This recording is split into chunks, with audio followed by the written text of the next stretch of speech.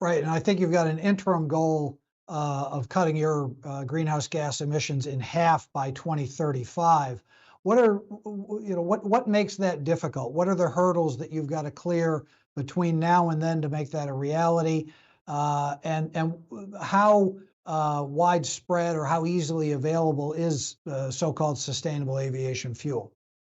Well, the answer to the first part of the question is wrapped up in the second part. The only way to get there is sustainable aviation fuel for United and for aviation around the world. And the problem is that industry is tiny today.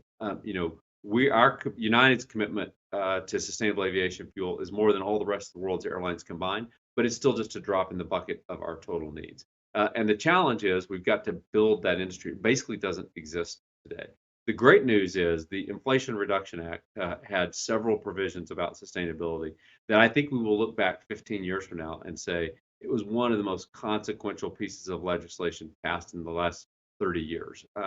And particularly what it does for SAF, for hydrogen credits, and for carbon sequestration is really it makes hundreds of projects potentially viable that weren't before. And the key is going to be once we start investing in those projects, we can drive the economies of scale and make the economics work on a long-term sustainable basis. It really is the seed capital to jumpstart these industries. And I believe we'll be able to do the same thing with SAF and with carbon sequestration that happened with wind and solar, which if you went back 20 or 30 years ago, people said were uneconomic, could never compete with coal or natural gas. And today it's cheaper to produce a megawatt of electricity from wind or solar than it is from coal or nat gas. And the same thing can happen with SAF and carbon sequestration. And the Inflation Reduction Act really enables hundreds of projects that weren't viable before. And I think that's going to be the key to getting to our goals.